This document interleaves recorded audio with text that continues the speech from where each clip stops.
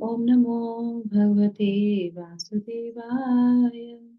ओम नमो भगवते वासुदेवाय। ओम नमो भगवते वासुदेवाय। ओम अज्ञानतिमिरान्धस्य ज्ञानाञ्जनशलाकया चक्षुरुन्मिलितं येन तस्मै श्रीगुरुवे नमः। जय श्री कृष्ण चैतन्य प्रभु नित्यानंद श्री अद्वैत गदाधर श्रीवास आदि गौर भक्त वृंद। हरे कृष्णा कृष्णा कृष्णा हरे हरे, हरे राम राम राम हरे हरे। जगत गुरु श्रील प्रभुपाद की जय। भगवत वाणी भगवत गीता जी की जय। गुरु महाराज जी की जय। मुखम करोति वाचालं मंगलं वासुदेवं यत्र पादं वन्दे श्रीगुरुं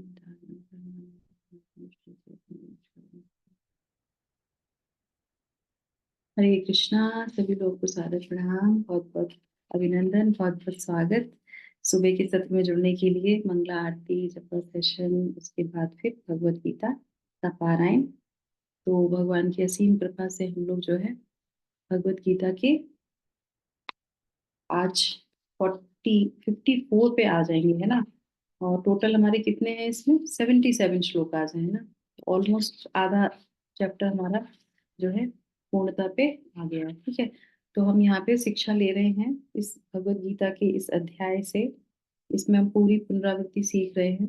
जैसे कि हमने पिछले श्लोकों में भी जाना था कि किस तरीके से जो है भगवान धीरे धीरे जो है सिखा रहे हैं, निष्काम कर्म होते हुए ज्ञान को समझो, है ना।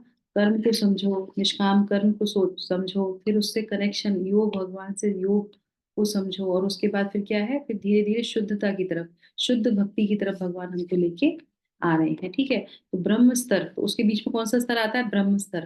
तो कहते हैं ब्रह्म स्तर को भी जानना चाहिए। तो ज्ञानी इसको लास्ट चरण समझते हैं, पर जो भगवत भक्त होता है उसके लिए ये जो है पड़ाव पूर्ण नहीं होता है, वो उससे भी ऊपर के पड़ाव में जाता है।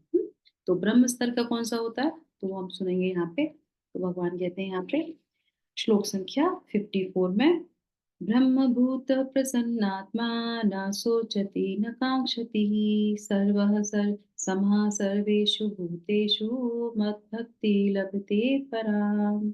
ये बढ़ेगा, हरे कृष्ण। ब्रह्मभूते प्रसन्नात्मा न शोचति न कांक्षति समय सर्वेषु भूतेषु मद्भक्तिं लभते पराम। हरे कृष्णा। माता जी, तो अब भगवान यहाँ पे बता रहे हैं जो ब्रह्मभूत का स्तर है उसमें जो व्यक्ति स्थित होता है वो कैसे होता है।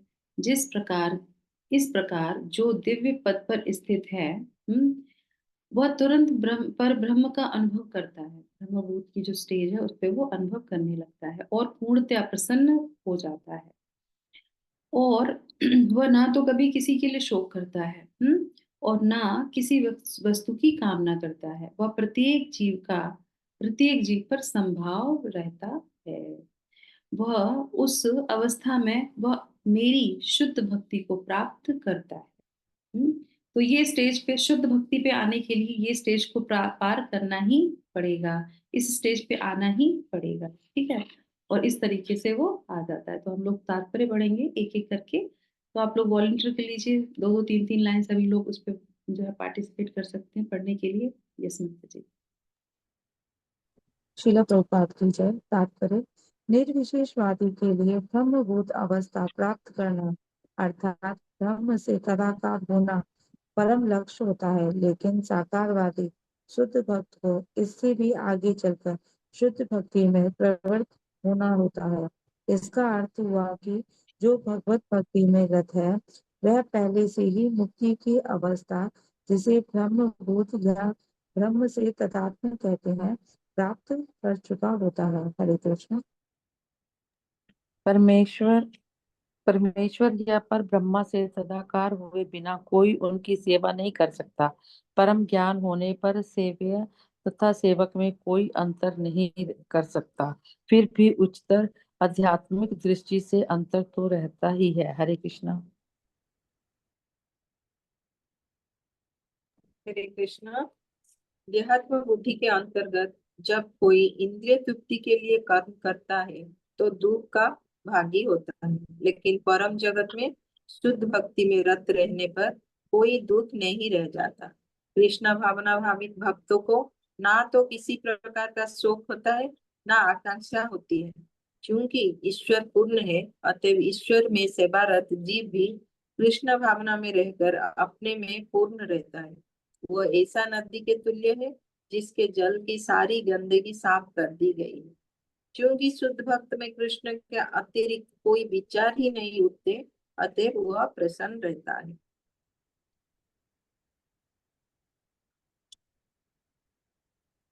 वो ना तो किसी भौतिक क्षति पर शोक करता है, ना किसी लाभ की आकांक्षा करता है, क्योंकि वह भगवत भक्ति से पूर्ण होता है।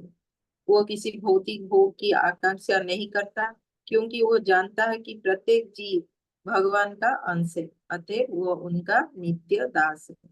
वो भौतिक जगत में ना तो किसी को अपने से ऊंचा देखता है और ना किसी को निम्न।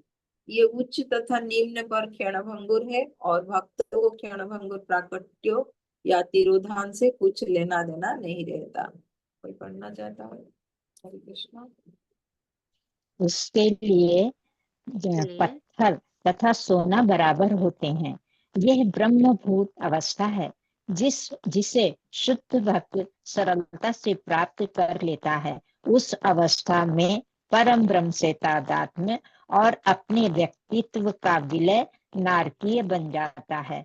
स्वर्ग प्राप्त करने का विचार व्यक्त तृष्णा लगता है। हरे कृष्ण।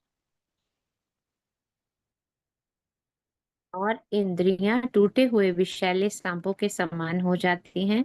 जैसे टूटे हुए सांप से कोई भय नहीं होता, वैसे ही इंद्रियों के स्वतः नियंत्रित होने पर उनसे कोई भय नहीं होता। भौतिक रूप से ग्रस्त व्यक्ति के लिए संसार दुखमय है, परंतु भक्त के लिए समस्त संसार वैकुंठ या आध्यात्मिक आकाश के समान है। इस भौतिक जगत में सर्वोच्च व्यक्तित्व भी भक्त के लिए चींटी से अधिक महत्वहीन है।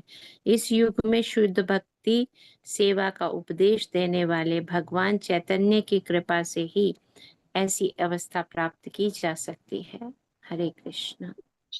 थैंक यू सो मच सभी लोगों को, बहुत बहुत धन्यवाद। तो कितना सुंदर है ये, एक शुद्ध भक्त के बारे में बता रहे हैं कि जब वो इस स्टेज पे आता है, परमहंस की अवस्था में आता है, ब्रह्मभूत की अवस्था में आता है, तो वो किसी भी प्रकार का कोई भी उसको जो है शोक नहीं होता है, संताप नहीं होता है, किसी वस्तु की उसके अंदर कामना नहीं होती है ना, और सब जीव पे वो संभाव रखता है।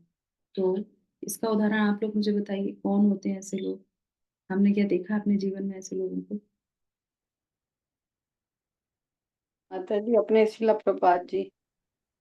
यस, और चैतन्य महाप्रभु जी। चैतन्य महाप्रभु तो स्वयं भगवान ही है। यस, और सब गुरु, जो गुरु महाराज सब है ना। सभी गुरु महाराज, माता जी हमारे गुरु महाराज।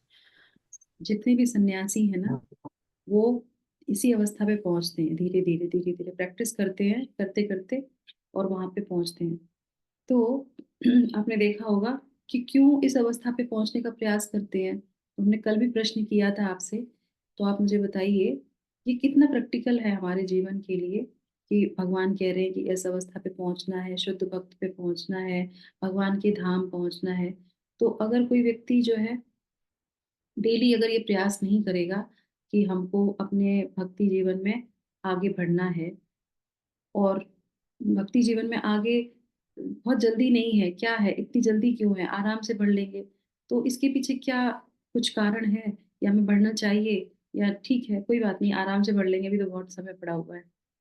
हाँ, क्या? माता जी हमें पता नहीं हमारा कितना समय है। यस। पहला तो एक समय ये हो गया कि हमारे पास, हमें समय का नहीं पता। दूसरा, क्योंकि अगर आज हम आज ट्राई नहीं करेंगे, कल पर छोड़ेंगे, तो फिर ये तो रोज कल कल का ही काम हो जाएगा, फिर तो हम बढ़ ही नहीं पाएंगे। बढ़ नहीं पाएंगे। प्रभुपाद बोलते हैं कि ये जो एक जीवन आपको मिला है, मानव जीवन, तो इसी में ही हमको उधार रहना है, फिर अगले जन्म हमको क्या मिलेगा क्या पता नहीं। और शिला प्रभुपाद ने बोला है कि तुम अपना ये जीवन मुझे अर्पित कर दो, ये जीवन तुम मुझे अपना दे दो, क्योंकि पिछले जीवन में क्या थे वो गुरु को मत पता है, अब ये जीवन मिला है तो इसको हमें समर्पित कर देना चाहिए, इसलिए हमें भक्ति को बहुत लाइटली नहीं लेना चाहिए। हमें मिल गया है, अब हम माता आराम जी से यहाँ पर तो कष्टी बहुत ही कष्टी कष्ट है ना। एक कष्ट आ रहा फिर आ जाएगा, फिर खत्म होगा दूसरा आ यहाँ पे तो जाएगा। कष्ट ही कष्ट है। यहाँ पे आप किसी भी क्षण में आप देखेंगे कभी आपको वो चीज निकल ही नहीं सकती है। तो इसलिए कह रहे हैं कि जब हम प्रैक्टिस करेंगे धीरे धीरे धीरे धीरे, और भगवान बड़े बड़े उससे बोल रहे हैं यहाँ पे, वो तुरंत परब्रह्म का अनुभव करने लगता है। सही है ना? तो जैसे जैसे वो सीरीज धीरे धीरे स्टेज में आगे बढ़ेगा तो हम भी अपने जीवन में देख सकते हैं। अगर हम थोड़ा सा प्रयास करते हैं, हमने पहले भी पढ़ा था, हमारा पूरा श्रीमद् भागवतम इसी पे आधारित है, भगवान का गुणगान, भगवान के भक्तों का गुणगान, कि जो भी भगवान के लिए थोड़ा सा करता है, भगवान तो बैठे ही हैं उनकी सहायता के लिए। वो चाहते हैं कि तुम मेरे पास आ जाओ, और वो निश्चित रूप से अपनी सहायता प्रदान करते हैं, पर प्रयास हमारी तरफ से नहीं होता है ना। तो इसीलिए हमें क्या करना चाहिए, थोड़ा थोड़ा आगे बढ़ना चाहिए। और देखिए जैसे भौतिक जीवन में होता है ना, जब हम किसी चीज के लिए प्रयास करते हैं तो कल ही हमारे जो घर में आती है माता जी काम करने के लिए, तो वही कल ही कल मेरी बेटी को अचीवमेंट मिला, पुरस्कार मिला, ऐसे ऐसे करके बहुत खुश हो रही थी। तो मैं वही सोचती हूँ कि देखो कि हम थोड़ा सा कुछ अच्छा करते हैं तो पुरस्कार मिलता है तो कितने खुश हो जाते हैं। क्या भक्ति जीवन में हमें कोई पुरस्कार नहीं चाहिए? हमें उसमें बस ऐसे ही रहना है क्या? उसमें भी तो पुरस्कार चाहिए ना। तो हमारे भक्ति जीवन का पुरस्कार क्या है? क्या है अचीवमेंट हमारे जीवन, हमारे भक्ति जीवन में? यही है, भगवत धाम जाना और भगवान की साक्षात सेवा करने का मौका मिलेगा। मौका मिलेगा, भगवान की साक्षात सेवा का मौका मिलेगा। उसमें यहाँ पे शिला प्रभुपाद क्या लिख रहे हैं, लेकिन परम जगत में शुद्ध भक्त परम जगत में शुद्ध भक्ति में रत रहने पर कोई दुखी नहीं रहता है। वहां पे भी सब लोग रत रहते हैं कि भगवान की सेवा में लगे, और वहां पे भी कंपटीशन है, ऐसा नहीं है कि वहां कंपटीशन नहीं है, वहां पे भी है, पर ईर्ष्या के विरुद्ध के बिना है। वहां पे कोई किसी से ईर्ष्या नहीं करता। अगर कोई खराब भी गले से गा रहा होगा ना तो भी वो बहुत वहां पे अप्रिशिएट करेंगे एक दूसरे को। पर इस जगत में भक्ति में भी हम एक दूसरे को अप्रिशिएट नहीं कर पाते। क्यों? क्योंकि हमारे अंदर कलमश है। इसीलिए हमको इस कलमश से दूर रहना और धीरे धीरे भक्ति जीवन में आगे बढ़ना है। क्यों? क्योंकि हमारा समय जा रहा है, जो भी हमारे पास समय है उस समय हमारा खर्च हो रहा है, वो दोबारा से लौट के नहीं आएगा। ये पुरुषोत्तम मास गया तो 3 साल बाद लौट के आएगा। हम 3 साल बाद में हमारा क्या होगा हमको नहीं पता। सही है ना? तो हर एक क्षण जो है हमारे लिए बहुत इंपॉर्टेंट भक्ति जीवन में। और भक्ति जीवन में भी क्या मिलता है, अचीवमेंट मिलते हैं। जैसे आप भगवान के साथ संबंध बनाएंगे, भगवान देंगे, और भगवान हमेशा हमारी कैपेसिटी से ज्यादा देते हैं।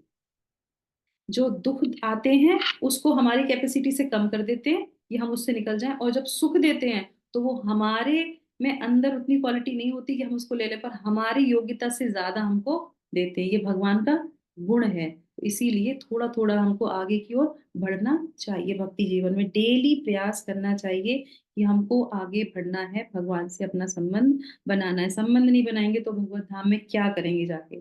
इस बात को रोज सोचना चाहिए, रोज सोचना चाहिए। अर्जुन जब ये बात बोलते हैं, जब ये बात सुनाई जाती है, तभी हम आगे वाला श्लोक पढ़ेंगे तो उसमें पता चलेगा। तो क्या है, सिर्फ एक भक्ति ही है जिससे कि हम भगवान को पा सकते हैं, और कोई भी रास्ता नहीं है। ठीक है, तो अगला श्लोक ले लेते हैं, 55वां श्लोक। भक्त्या मामभिजानाति यावान् यश्चास्मि तत्त्वतः ततो मां तत्त्वतो ज्ञात्वा विशते तदन्तरम्। हरे भक्त्या कृष्णा। मां बीजानाति यावान्यश्चास्मि तत्त्वतः ततो मां तत्त्वतो ज्ञात्वा विशते तदनन्तरम्। केवल भक्ति से मुझ भगवान को यथा रूप में जाना जा सकता है। जब मनुष्य ऐसी भक्ति से मेरे पूर्ण भावनामृत में होता है तो वो वैकुंठ जगत में प्रवेश करता है। अभी रिसेंटली हम लोग गए थे संडे को यात्रा करने के लिए। तो जब हम लोग सीढ़ी चढ़ रहे थे, काफी लंबी सीढ़ियां थी वहां पे, है ना। तो कभी कभी हमारे जीवन में क्या होता है कि जब हम लोग भक्ति मार्ग पे आते हैं, किसी मार्ग पे आते हैं ना, तो बहुत से लोग होते हैं जो हमें सपोर्ट करते हैं, है ना। और कभी कभी वो सपोर्ट हमारे भक्ति जीवन में क्या होता है, रोड़ा बन जाता है। सपोर्ट भी रोड़ा बन जाता है ना। तो मैं जब वो चढ़ रही थी सीढ़ियां, तो क्योंकि अब सही बात है, लंबा चढ़ के आएंगे, सीढ़ी चढ़ेंगे तो थकान होगी, सांस फूलेगी, है ना। आपस में एक दूसरे में थे, तो कुछ आपको देखेंगे जो आपका हाथ पकड़ के कहेंगे चलो आओ मैं आपको आप आगे लेके चलता हूँ, करेक्ट। तो कुछ लोग होंगे चलिए चलिए, अच्छा आपका बैग हम ले लेते हैं, आपकी सहायता कर देते हैं, आपको नहीं चढ़ा जा रहा ना, आपकी हम सहायता कर देते हैं। कुछ कुछ लोग कहेंगे थोड़ा थक गए, थोड़ा बैठ जाओ, थोड़ा रेस्ट कर लो, रेस्ट कर लो, रेस्ट कर लो। तो ऐसे कई लोग थे। तो ऐसे कई सारी चीजें हो रही थी, तो मैं वहां पे ये सोच रही थी कि नहीं, जब संकल्प लिया है कि चढ़ के जाना ही है तो रुकेंगे नहीं, विश्राम नहीं करेंगे, धीरे धीरे ही सही पर चढ़ते ही जाएंगे। तो हमें अपने भक्ति जीवन में क्या करना चाहिए, थोड़ा जितनी जरूरत हो उतना विश्राम करना है, बाकी आगे बढ़ते रहना है। और ये भी देखना है कि कहाँ पे कौन सा सपोर्ट हमको रोक रहा है और कौन सा सपोर्ट हमको आगे बढ़ाने का प्रयास कर रहा है। सही है ना। ये बहुत चीज हमारी जरूरत है। जैसे भी हम लोगों ने बोली गुरु महाराज के बारे में बात करी, तो उनसे हम थोड़ा सा आपको बताएंगे।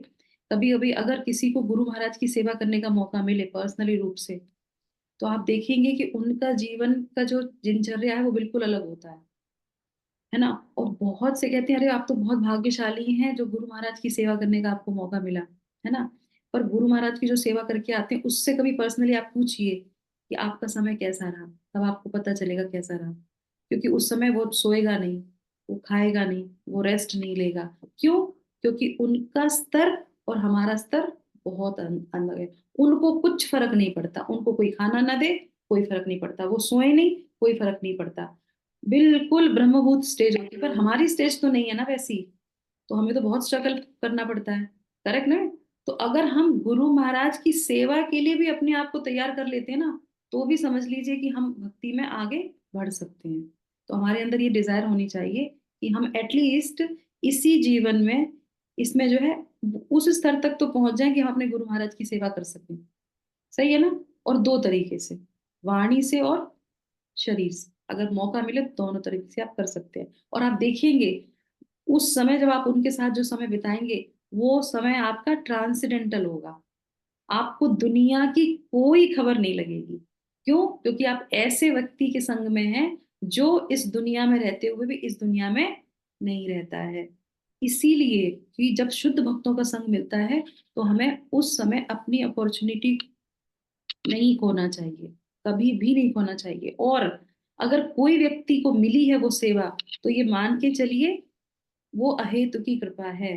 ऐसे किसी को वो अपॉर्चुनिटी नहीं मिलती, भगवान ने उसको सैंक्शन किया है। क्यों? क्योंकि शिला प्रभुपाद बोलते हैं तुम अगर शुद्ध भक्ति के लिए डिजायर करोगे तो तुमको शुद्ध भक्त भी मिलेंगे और शुद्ध भक्ति भी मिलेगी। तुमको शुद्ध भक्ति की डिजायर करनी है।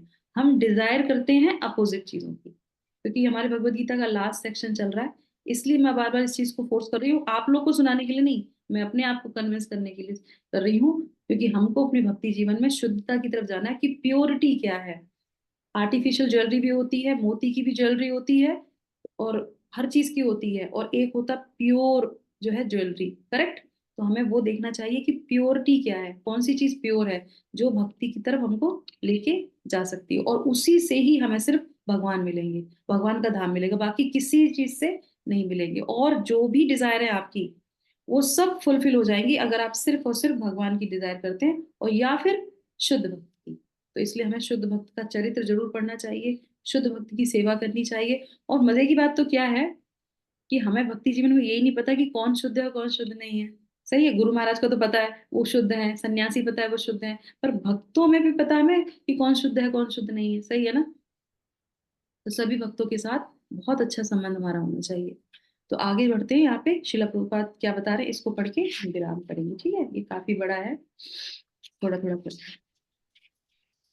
लीजिए, शुरू कीजिए। हरे कृष्णा। जगत गुरु शिल प्रभुपाद की जय। निर्वेशवादी के लिए ब्रह्मभूत अवस्था प्राप्त करना अर्थात भ्रम से नहीं नहीं तदाकार। नहीं नहीं माता जी, ये भगवान श्री कृष्ण तथा उनके स्वांशों को ना तो यहाँ। ओके ओके, हरे कृष्णा, यस, श्लोक नंबर 55। तात्पर्य जगत गुरु शिला प्रभुपाद की जय। भगवान श्री कृष्ण तथा उनके श्वासों को न तो मनोधर्म द्वारा जाना जा सकता है, न ही अभक्त गण उन्हें समझ पाते हैं। यदि कोई व्यक्ति भगवान को समझना चाहता है तो उसे शुद्ध भक्त के पद प्रदर्शन में शुद्ध भक्ति ग्रहण करनी होती है, अन्यथा भगवान संबंधित सत्य अर्थात तत्व उससे सदा छिपा रहेगा। जैसा कि भगवत गीता में 7.25 में कहा गया है, ना हम कृष्ण ना हम प्रकाश है सर्वस्य। मैं समूह सबों के समक्ष प्रकाशित नहीं होता। केवल पांडित्य या मनोधर्म द्वारा ईश्वर को नहीं जाना जा सकता। कृष्ण को केवल वही समझ पाता है जो कृष्ण भावनामृत तथा भक्ति में तत्पर रहता है। इसमें विश्वविद्यालय की उपाधियां सहायक नहीं होती है। हरे कृष्णा। हरि बोल। जगत गुरु। जो व्यक्ति श्री कृष्ण विज्ञान तत्व से पूर्णतः अवगत है, वही बैकुंठ जगत या कृष्ण के धाम में प्रवेश कर सकता है। ब्रह्मभूत होने का अर्थ ये नहीं है कि वह अपना स्वरूप खो बैठता है। भक्ति तो रहती ही है। जब तक भक्ति का अस्तित्व रहता है, तब तक ईश्वर भक्त तथा भक्ति की विधि रहती है। ऐसा ज्ञान का नाश मुक्ति के बाद भी नहीं होता। मुक्ति का अर्थ देहात्म बुद्धि की से मुक्ति प्राप्त करना है। आध्यात्मिक जीवन में वैसा ही अंतर वही व्यक्ति स्वरूप बना रहता है। लेकिन शुद्ध कृष्ण भावना अमृत में विशते शब्द का अर्थ है मुझ में प्रवेश करता है।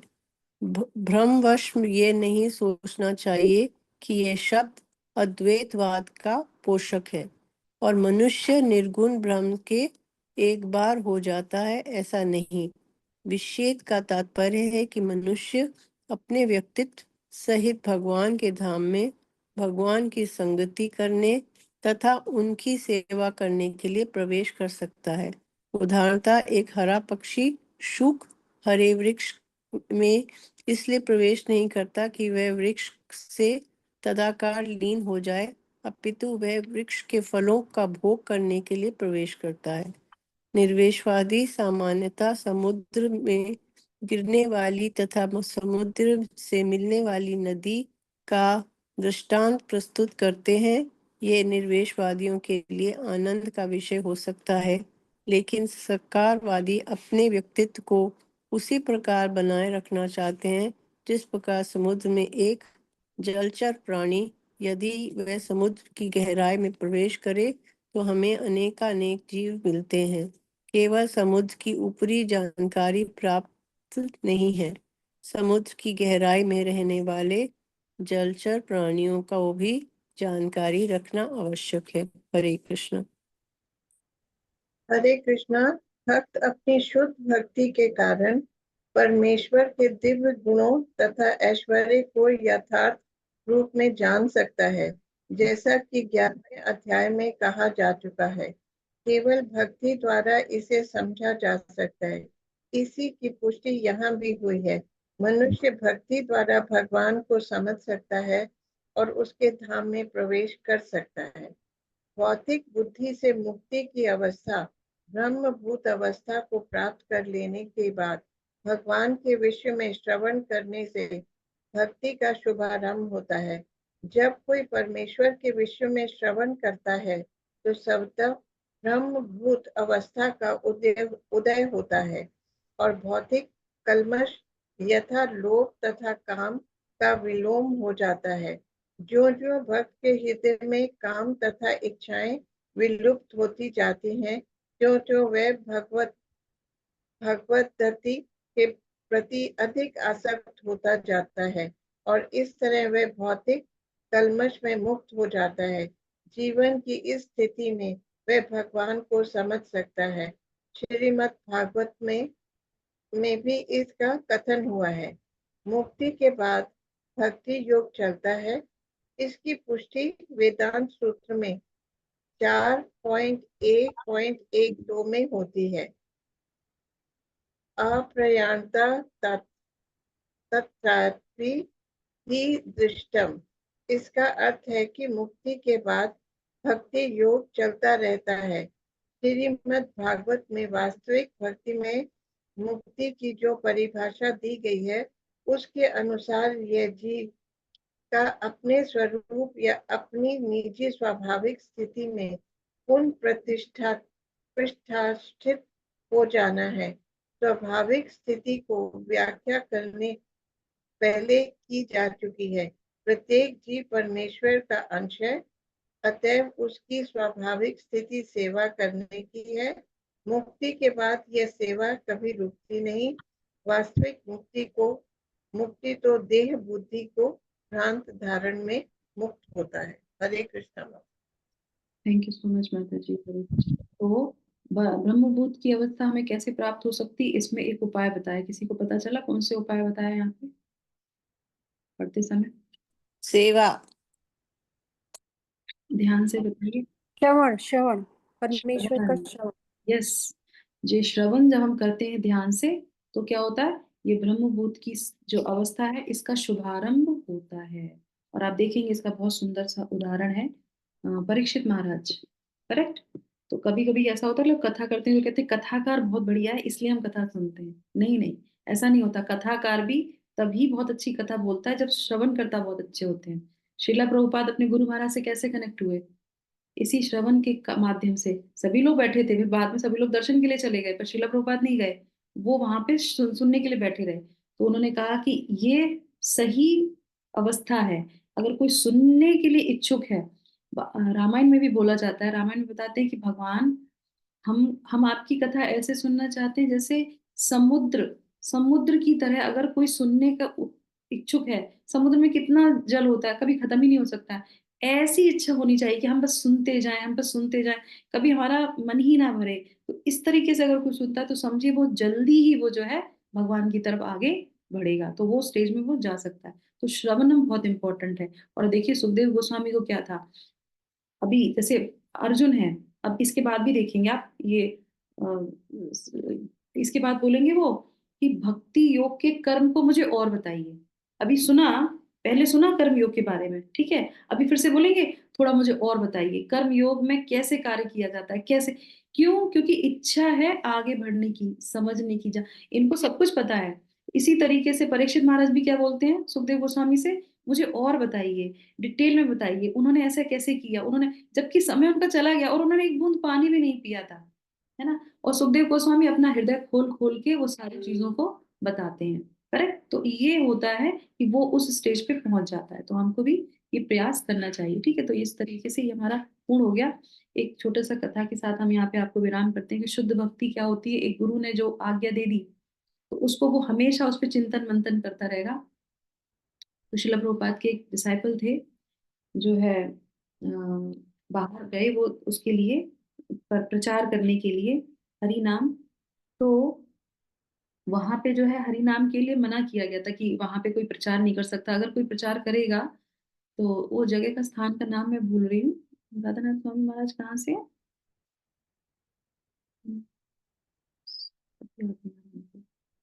जर्मनी नहीं था। मॉस्को माता जी, रशिया। रशिया, रशिया सही। Yes, Russia.